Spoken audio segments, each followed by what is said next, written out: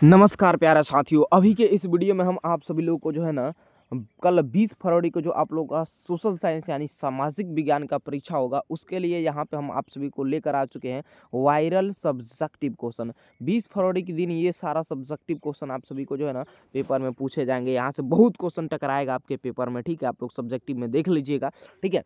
प्रथम पाली में आपका एग्जाम पड़ा हो, फर्स्ट सिटिंग में या सेकंड सिटिंग में, ठीक है। तो आप दोनों लोगों के लिए ये वीडियो इंपॉर्टेंट है। इस वीडियो को देखकर जरूर जाइएगा एग्जाम देने, ठीक है। जैसा कि पता है कि 20 को यानी कल आप लोग को जो है ना एग्जाम है सोशल साइंस सामाजिक विज्ञान का। इस वीडियो को पूरा वॉच कर लीजिए, सारा क्वेश्चन याद कर लीजिए और इस वीडियो को शेयर अपने दोस्तों में कर दीजिएगा ताकि वो भी देखकर इसे याद कर लेंगे, ठीक है। चलिए, ये रहा आपका पहला क्वेश्चन। जर्मनी के एकीकरण में बिस्मार्क की क्या भूमिका थी? उत्तर लिखिएगा कि जर्मनी के एकीकरण में बिस्मार्क की महत्वपूर्ण भूमिका थथी। वह विख्यात राष्ट्रवादी और कूटनीतिज्ञ था। फ्रैंकफर्ट संसद में उसने भाग लिया था। वह रूस और फ्रांस में राजदूत भी रहा था। 1862 में बिस्मार्क प्रशा का चांसलर बना। चांसलर के रूप में सर्वप्रथम उसने प्रशा की आर्थिक और सैनिक शक्ति सुदृढ़ की। वह रक्त और लौह की नीति में विश्वास करता था। अतः उसने डेनमार्क 1864 ऑस्ट्रिया 1866 सेडवा का युद्ध तथा फ्रांस 1870 सीडान का युद्ध को पराजित कर जर्मनी का जो है एकीकरण किया। तो जर्मनी का एकीकरण बिस्मार्क की क्या भूमिका थी, ठीक है। जर्मनी के एकीकरण में, ठीक है, बिस्मार्क की क्या भूमिका थी जी। ये क्वेश्चन आपके एग्जाम में एकदम छपेगा। 2 नंबर में हर साल पूछा जाता है, कई बार बोर्ड एग्जाम में छप चुका है ये क्वेश्चन। एकदम हर एक क्वेश्चन को जो है ना यहाँ पे बता रहे हैं, सभी क्वेश्चन को अच्छे ढंग से याद कर लीजिएगा जी, ठीक है। बहुत इंपॉर्टेंट है। साम्यवाद एक नई आर्थिक और सामाजिक व्यवस्था कैसे थी? तो उत्तर लिखिएगा, साम्यवाद ने समाजवाद की एक नई व्याख्यात प्रस्तुत की। इतिहास की आर्थिक विवेचना कर मार्क्स ने बतलाया कि मानव इतिहास उत्पादन के साधनों पर नियंत्रण करने के लिए 2 वर्गों पूंजीपति और श्रमिक में संघर्ष की कहानी है। इसमें अंतिम विजय श्रमिकों की होगी, वर्गहीन समाज की स्थापना होगी तथा सर्वहारा वर्ग की विजय होगी जी, ठीक है। ये 2 का बिल्कुल जो है ना क्वेश्चन आपके परीक्षा में पूछता है, तो बिल्कुल सटीक उत्तर इसी प्रकार से आपको लिखना है, ठीक है। हर एक क्वेश्चन को समझते चलेंगे, याद करते चलिएगा, ठीक है। यदि एक बार देख लेते हैं प्रश्न को ना, तो एकदम आप लोग याद कर लीजिएगा। मन लगा के वीडियो को देखिएगा ताकि याद हो जाए आपको, और इस वीडियो को अपने सभी दोस्तों को शेयर जरूर कर दीजिएगा, ठीक है। चलिए, ये रहा 3 नंबर कि रूसी क्रांति के 2 महत्वपूर्ण कारण थे, सामाजिक और आर्थिक। रूसी समाज के बहुसंख्यक किसान वर्ग की स्थिति अत्यंत दयनीय थी। मजदूर तथा श्रमिक भी शोषण के शिकार थे। अतः किसान मजदूर जारशाही के विरोध बन गए। रूस की विभिन्न आर्थिक स्थिति भी दुर्बल थी। कृषि तथा उद्योग का समुचित विकास नहीं होने तथा विभिन्न युद्धों से रूस की आर्थिक स्थिति दयनीय हो गई। बेरोजगारी और गरीबी बढ़ गई। इससे क्रांतिकारी भावना को जो है ना बल मिला जी। जब बेरोजगारी और गरीबी बढ़ गई तो इसे क्रांतिकारी भावना को क्या मिला? तो बल मिला जी, ठीक है। चलिए, बिल्कुल सटीक उत्तर इसको लिखना है कि रूस की क्रांति किन्हीं 2 कारणों को लिखे। बिल्कुल इस कारण को याद रखिएगा, तभी आप लिख पाइएगा ना जी। नेक्स्ट देखिए, रूस की क्रांति ने पूरे विश्व को कैसे प्रभावित किया? उत्तर लिखिएगा, रूस की क्रांति के विख्यात प्रभाव पड़े। पहला, सर्वहारा वर्ग के सम्मान में वृद्धि हुई। दूसरा, कि रूस के समान अनेक देशों में साम्यवादी सरकार की स्थापना हुई। तीसरा, कि विचारधारा के आधार पर विश्व और यूरोप 2 खेमों में विभक्त हो गए। चौथा, अंतर्राष्ट्रवाद को प्रोत्साहन मिला। पांचवा, शीत युद्ध आरंभ हुआ। छठा, एशिया और अफ्रीका में साम्राज्यवाद का जो है ना पतन हुआ था, ठीक है। और इसी प्रकार ये रहा छठा, एशिया और अफ्रीका साम्राज्यवाद पतन में हुआ था। उपनिवेश मुक्ति आंदोलन को बल मिला, ठीक है। चलिए, इसको बिल्कुल याद रखिए कि रूस की क्रांति पूरे विश्व में कैसे प्रभावित हुई। ये सारा पॉइंट को याद रखना है आपको, 2 नंबर का पूछा जाता है, ठीक है। चलिए, इसी प्रकार यहाँ पे 5वां नंबर क्वेश्चन है जी। सारा क्वेश्चन बता रहे हैं, आराम से इस वीडियो को देखिए ध्यानपूर्वक और सभी क्वेश्चन को अच्छे ढंग से याद कर लीजिए। यदि आपको पीडीएफ चाहिए सोशल साइंस ऑब्जेक्टिव्स का सब्जेक्टिव का, तो आप अभी हमारे व्हाट्सएप चैनल को ज्वाइन कर लीजिए। वीडियो को डिस्क्रिप्शन में व्हाट्सएप चैनल का लिंक दिया गया है, ठीक है। उस पर क्लिक कीजिएगा, व्हाट्सएप ग्रुप से आप लोग आराम से जुड़ जाइएगा, ठीक है। यानी वहीं व्हाट्सएप ग्रुप से जुड़ जाइएगा, ठीक है। लिंक पे क्लिक करके आप सब लोग जो है ना ऊपर फॉलो का ऑप्शन आएगा, दाब लीजिएगा, व्हाट्सएप ग्रुप में जुड़ जाइएगा आप आराम से, ठीक है। और वहाँ पे सोशल साइंस का आप ऑब्जेक्टिव सेलेक्टिव का पीडीएफ प्राप्त कर सकते हैं। तो जल्दी से जाकर जुड़ जाइए, ग्रुप का लिंक वीडियो के डिस्क्रिप्शन बॉक्स में दे दिया गया है, ठीक है। चलिए, 5 है, लेनिन की नई आर्थिक नीति मार्क्सवादी सिद्धांतों के साथ कैसे समझौता थी? तो साम्यवादी व्यवस्था में व्यक्तिगत संपत्ति की अवधारणा नहीं थी, परंतु लेनिन ने तत्कालीन परिस्थितियों को ध्यान रखते हुए किसानों को जमीन पर स्वामित्व दिया। व्यक्तिगत स्वामित्व में उद्योग चलाने का भी अधिकार नई आर्थिक नीति में दिया गया। स्पष्ट यह नीति मार्क्सवादी सिद्धांतों के साथ समझौता थी, परंतु इससे सोवियत संघ की अर्थव्यवस्था में जो है ना सुधार हुआ जी। ठीक है, ये बिल्कुल सटीक उत्तर इसको लिखना है। लेनिन वाला जो है ना ये क्वेश्चन आता है आपके परीक्षा में। ठीक है, 6ठा नंबर क्वेश्चन देखिए जी क्या कह रहा है। कह रहा है हुआ हाओ आंदोलन के विषय में आप क्या जानते हैं। बिल्कुल उत्तर लिखिएगा कि यह आंदोलन उपनिवेशवाद विरोध था। यह आंदोलन 1939 में वियतनाम में आरंभ हुआ। इसका प्रभाव सबसे अधिक मेकोंग डेल्टा में था। इस आंदोलन को जो है ना आरंभ करने वाला हुइफ सो था। वह लेनिन शक्तियों में विश्वास रखता था तथा समाज सुधारक था। यह आंदोलन राष्ट्रवाद की मुख्य धारा से जोड़कर उपनिवेशवाद विरोधी उन गया।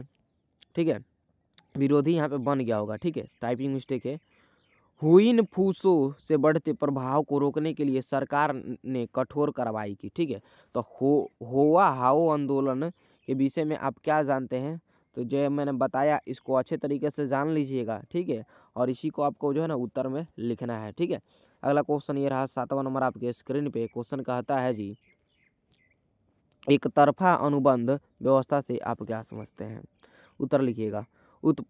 उत्पादकता बढ़ाने के लिए फ्रांसीसी सरकार वियतनामी मजदूरों से वगानों, फार्मों एवं खदानों में एक तरफा अनुबंध व्यवस्था के अंतर्गत काम करवाती थी। यह अनुबंध मालिकों और मजदूरों के बीच होता था। अनुबंध में सभी अधिकार मालिकों के हायों में सुरक्षित थे। श्रमिकों को कोई अधिकार नहीं दिया गया। काम पूरा नहीं करने पर मालिक मजदूर को दंडित कर सकते थे एवं जेल भेज सकते थे। ठीक है, उनकी स्थिति गुलामों की जो है ना समान थी। ठीक है, चलिए जी नेक्स्ट देखिए क्वेश्चन।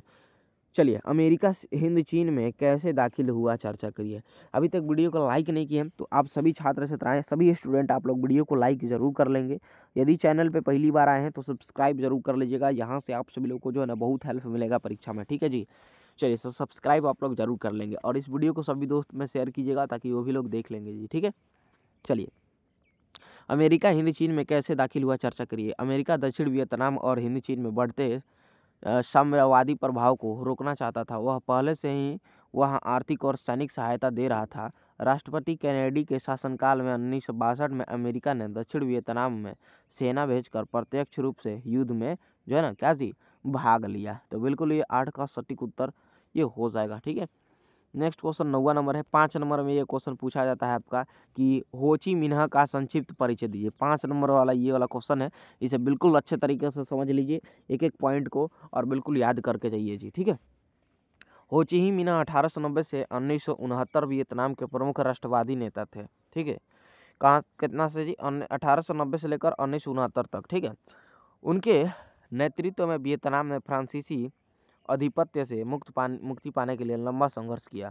वे आरंभ से ही साम्यवादी विचार से प्रभावित थे। उन्होंने वियतनामी कम्युनिस्ट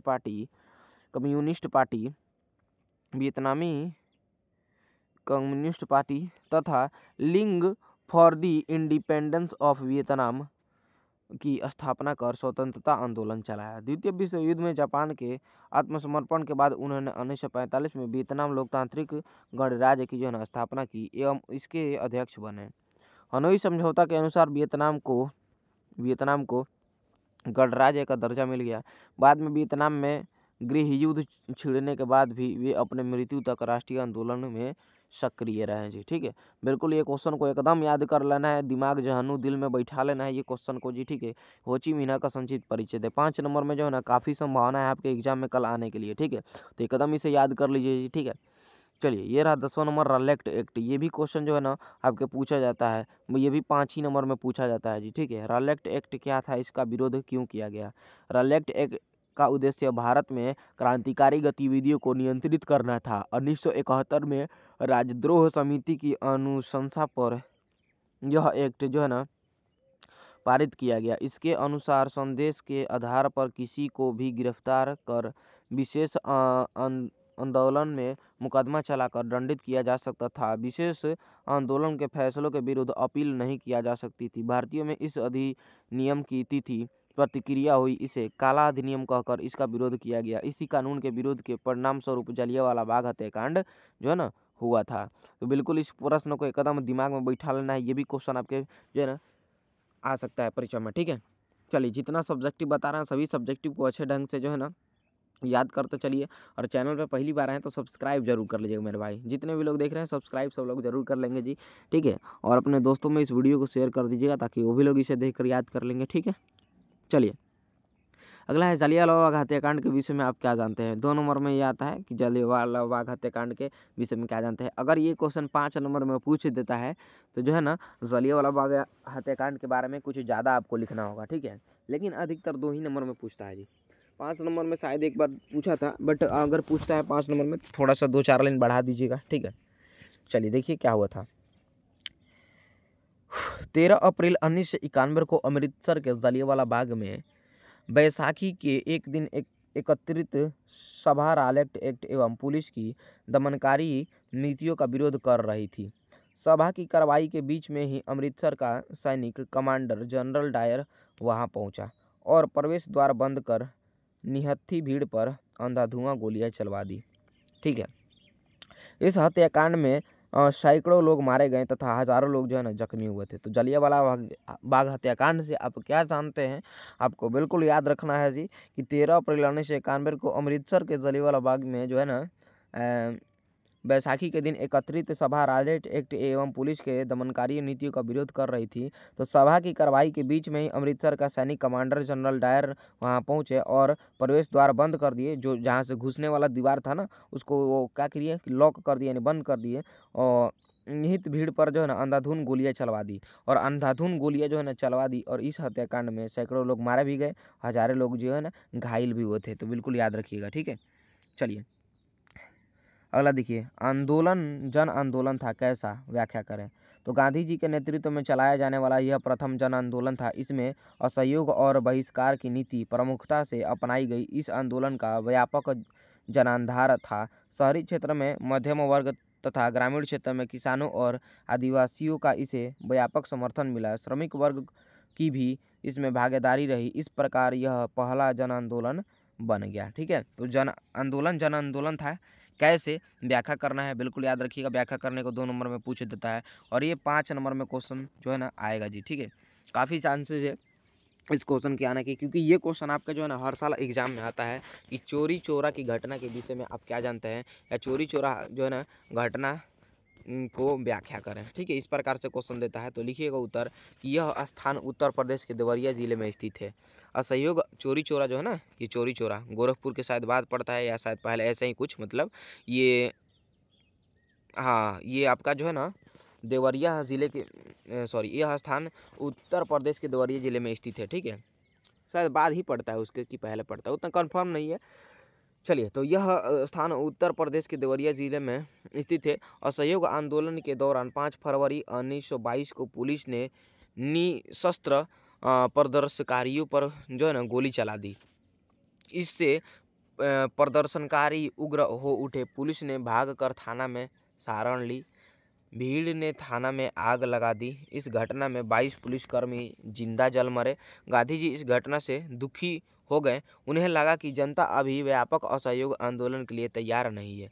अतः 11 फरवरी को उन्होंने आंदोलन बंद करने की घोषणा की तथा 12 फरवरी को कांग्रेस कार्य समिति ने गांधी जी के निर्णय को स्वीकार कर लिया। इससे कांग्रेस का युवा वर्ग शुद्ध हो गया, ठीक है। अब देखिए आगे, शुद्ध हो गया। सुभाष चंद्र बोस ने कहा यह राष्ट्र के दुर्भाग्य के अलावा कुछ नहीं था। मार्च 1922 में गांधी जी को गिरफ्तार कर 6 वर्ष का कारावास दिया गया था, ठीक है। तो गांधी जी भी गिरफ्तार हुए थे जी, ठीक है। चलिए, तो चोरी चोरा घटना के विषय में आप क्या जानते हैं, बिल्कुल इस घटना को याद रखिएगा। 5 नंबर में पूछ देता है। अगर नहीं याद रहेगा तो कहाँ से बनेगा, तो बिल्कुल इसे याद कर लीजिए, ठीक है। और चैनल को सब्सक्राइब कर लीजिए प्यार से। तो एक वीडियो बनाने में ना बहुत मेहनत लगता है प्यारे बच्चों, और आपका इतना ज़्यादा हेल्प बिल्कुल फ्री में यहाँ पे किया जा रहा है। एक सब्सक्राइब आप लोग जरूर कर लीजिएगा जी। जितने भी लोग वीडियो देख रहे हैं आपसे रिक्वेस्ट है चैनल को सब्सक्राइब करके जो है ना इस वीडियो को सभी दोस्तों में शेयर जरूर कर दीजिए, ताकि सब लोग देख लेंगे जी, सबका हेल्प हो जाएगा, ठीक है। ये रहा अगला क्वेश्चन आपके स्क्रीन पे कि गांधी जी ने नमक कानून क्यों भंग किया, इसका क्या परिणाम है। सरकार ने नमक के व्यवहार पर जो है ना व्यवहार पर यहाँ पर रोक लगा रखा था। साथ ही इसके व्यक्तिगत ढंग से उत्पादन करने पर भी प्रतिबंध लगा हुआ था। इससे लोगों के व्यापक असंतोष था। गांधी जी नमक कानून को ब्रिटिश शासन का सबसे दमनकारी पहलू मानते थे, इसलिए इस कानून को भंग कर वे समाज के सभी वर्गों को एकजुट करना चाहते थे। अतः नमक कानून भंग कर उन्होंने सविनय अवज्ञा आंदोलन 1930 आरंभ कर दिया जी। ठीक है, तो गांधी जी ने नमक कानून क्यों भंग किया, इसका क्या परिणाम है, बिल्कुल इस परिणाम को जो है ना याद रखना है। 2 नंबर में ये क्वेश्चन जो है ना आता है। चलिए नेक्स्ट क्वेश्चन, ये 15 नंबर आपके स्क्रीन पर रहा, इसका PDF चाहिए। अभी आप हमारे व्हाट्सएप ग्रुप से जुड़िए जल्दी से, वीडियो को डिस्क्रिप्शन में लिंक दिया गया है, लिंक पे क्लिक कीजिएगा तो ऊपर फॉलो का ऑप्शन मिलेगा, दाब लीजिएगा, ग्रुप से जुड़ जाइएगा, आपको इसका PDF मिल जाएगा, जुड़ जाइएगा तो ठीक है। चलिए ये रहा क्वेश्चन कि राधी इरविन समझौता दिल्ली फैक्ट के विषय में आप क्या जानते हैं। देखिए सविनय अवज्ञा आंदोलन के दौरान व्यावसाय इरविन ने गांधी जी से समझौता वार्ता आरंभ की। फलतः 5 मार्च 1931 को गांधी जी इरविन समझौता दिल्ली फैक्ट हुआ। सरकार ने दमनचक बंद करने तथा राजनीतिक बंदियों को छोड़ने का जो है ना आश्वासन दिया। ठीक है, बदले में गांधी जी ने सविनय अवज्ञा आंदोलन वापस ले लिया।